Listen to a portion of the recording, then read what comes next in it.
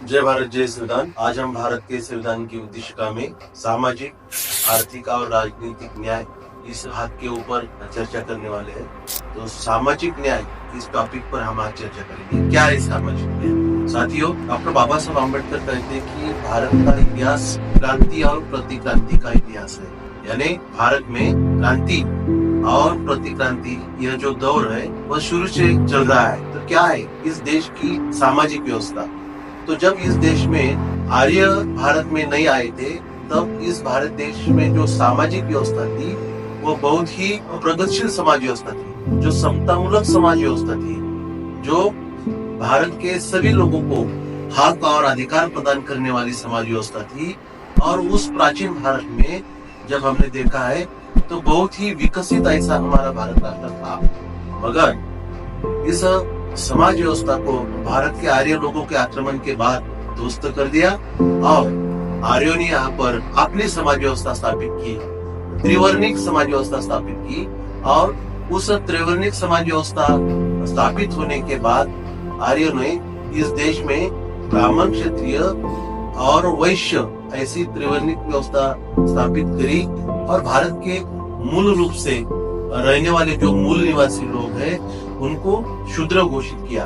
उनको जैसे ही शूद्र घोषित किया, उनको हक अधिकार से वंचित कर दिया। और उस व्यवस्था के कारण भारत के जो मूल निवासी लोग हैं वह हक अधिकार से वंचित हो गए, वह लोग समस्याग्रस्त हो गए। हम देखते हैं कि वह चातुर्वर्ण व्यवस्था भारत के सभी लोगों को सामाजिक गुलाम बनाते हैं, हक अधिकार से वंचित करते हैं। उस गुलामी की व्यवस्था को भारत के महापुरुषों ने उद्ध्वस्त करने के लिए अपना आंदोलन चलाया। समताधिष्ठित समाज स्थापित करने के लिए हमारे पुरखों ने भी लगातार आंदोलन चलाया। उसमें तथागत बुद्ध है, कबीर है, रविदास है, तुकाराम महाराज है, छत्रपति शिवाजी महाराज, संभाजी महाराज, संत नामदेव महाराज और फुले शाहू आम्बेडकर, इन सभी महापुरुषों ने समताधिष्ठित समाज व्यवस्था स्थापित करने के लिए अपने समय में काम किया। लेकिन जैसे ही इस देश में भारत का संविधान बनाया तो उस भारत के संविधान ने यह बात को फंडामेंटल राइट्स में रखा और उसमें खास तौर पर आर्टिकल 14 से 18 तक सामाजिक न्याय स्थापित करने के लिए उस आर्टिकल को उसमें रखा। भारत के संविधान ने जो आदर्श समाज व्यवस्था पुनर्स्थापित करने के लिए उस संविधान ने व्यवस्था की है। आर्टिकल 14 कहता है कि कानून के सन्मुख समानता और कानून द्वारा समता सुरक्षा का प्रावधान किया जाए।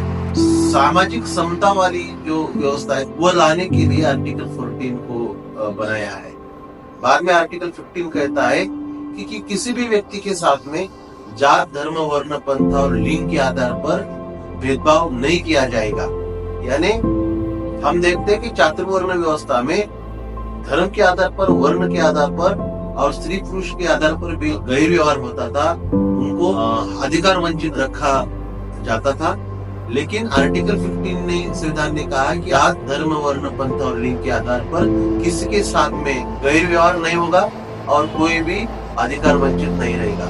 54 आर्टिकल ये कहता है कि जो सामाजिक और शैक्षणिक दृष्टिया जो पिछड़े लोग हैं, पिछड़े नागरिक हैं, उन नागरिक के लिए विशेष प्रावधान बनाने की बात की है। तो ये आर्टिकल 54 भी सामाजिक न्याय स्थापित करने के लिए आया है।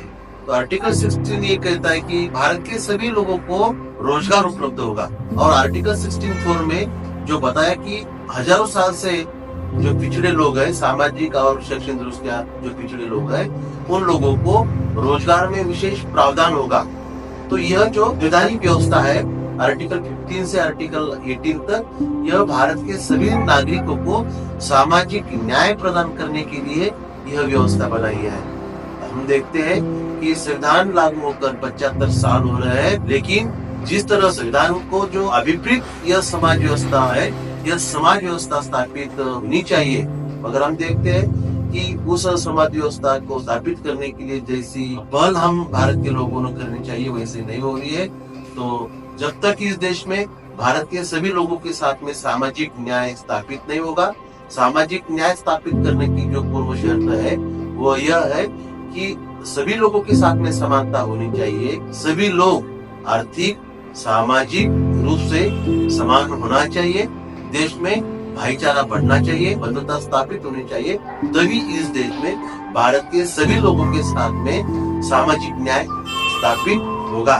तो हम इस देश में सामाजिक न्याय स्थापित करने के लिए भारतीय संविधान को हर नागरिक तक लेकर जाएंगे और हमारे पुरखों का जो विचारों का जो भारत है, हम उसको पुनर्स्थापित करेंगे और भारत को एक आदर्श राष्ट्र निर्माण करेंगे।